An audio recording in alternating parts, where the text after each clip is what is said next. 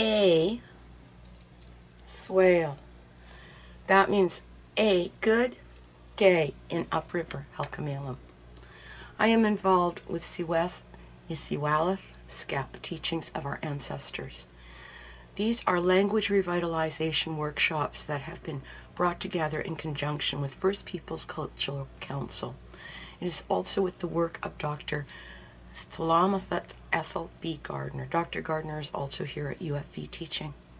I have been involved with upriver Sq'ep for some time. Sq'ep is the language of the Siwálelh people here in Saltamuk. There's danger of loss with this language.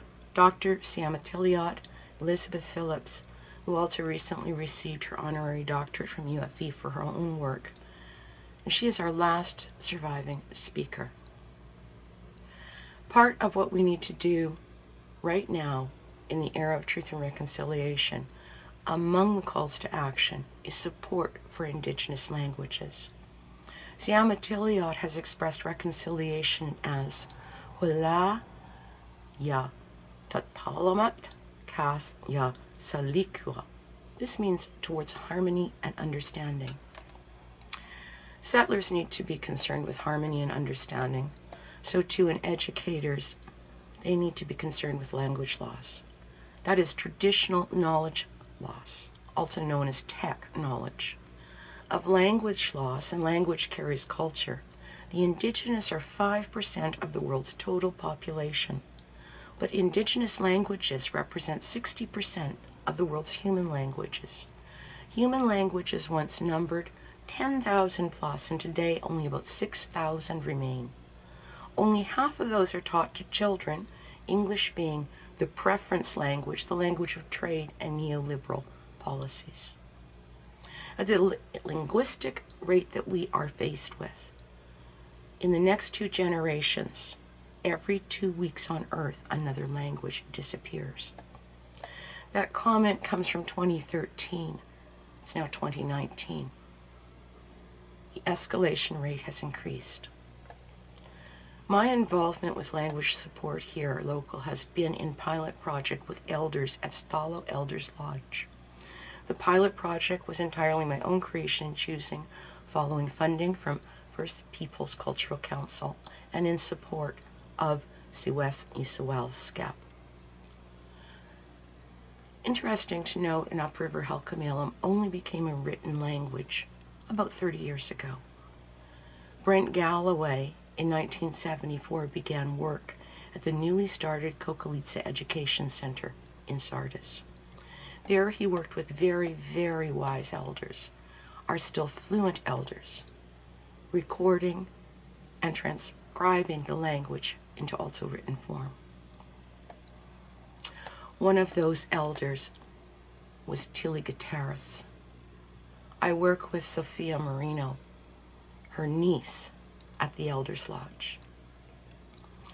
What a joy to be there it is. What I want to do today is teach you a little bit of upriver Sq'ep. You may not be in this territory, but you also need to know a little bit about Indigenous language. We opened it first with A Siwálelh.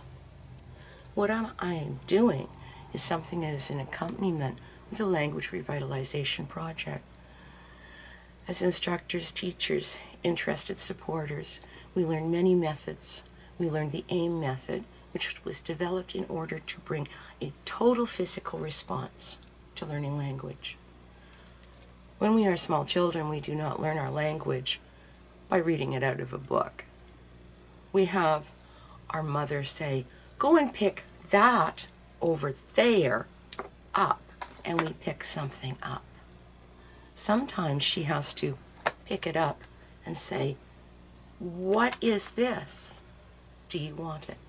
In similar way, just work AIM. It pairs gestures with language, and it helps in total recall. It was through the 1970s that the Coquilitsa site grounds was actually recovered. Indigenous education has very recent beginnings in terms of settler world that is now here I was here in the valley when the Kokalitsa was occupied. I was thrilled when I saw it come back into the hands of the Stalo people. Since then, and the Kokalitsa grounds, and you can see in the poster, and I offered a little history, along with on elders and language revitalization. All of this is with respect to leading forward, even with the calls to action that are presented in the Truth and Reconciliation Commission's report. In the course of my sending also this in as a video, and the reason I'm sending it as a video is tonight I'm actually over at a language group workshop. It's a meeting with respect to next year's funding, with respect to development on gestures to accompany the story Bear and Coyote. I also am going to read you a little bit of excerpt from that. Tonight, as I said, we are working on this story. We are working for a manner whereby it can be presented, almost like a play, with puppets, a bear and a coyote. I didn't bring puppets because I'm at the workshop. So for right now, here is part of the story. One thing that's important to note about stories, and stories share is part of a way of indigenous sharing of knowledge, of course also language. Stories, as Thomas King has said, encapsulate who we are and often carry other messages. I'm going to give you a sample in the Helkamalum, upriver Helkamalum, and then I'm going to translate and do a synopsis of the story. Spat kasta slikiap. Letsu kwasya imek to spat. Lista hath.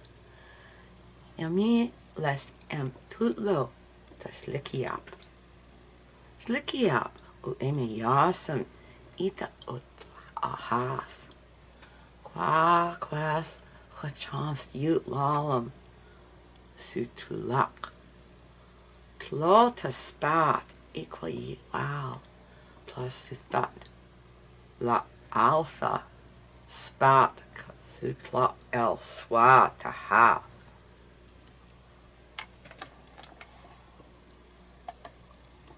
Bear and Coyote, and one day Bear was walking down the road. Coming towards him was Coyote, and Coyote was also going for a walk down the road. They met each other. They stopped, and Bear spoke first. He said, "Hello, I'm Bear. This is my road." Coyote did not agree. He said, "I'm Coyote, this is my road." And they started to argue. Very nearby was Skunk, just down the bank, listening. Skunk had asked too, "What are you doing?" Bear and Coyote both said, "This is my road." "No, this is my road." Skunk simply walked between them and wiggled his tail. Well, we understand the message. It was Skunk's road then. Language is a way to reclaim culture. Many have been involved with it, not the least here, even at UFE. Titlam Spat, our own Eddie Gardner, elder in residence, is also part of this workshop. You can look over the poster. I also suggest that you look over the language files that I put in as well. Very briefly, and I'm just going to pull them up here because I need to remember what it was that I sent.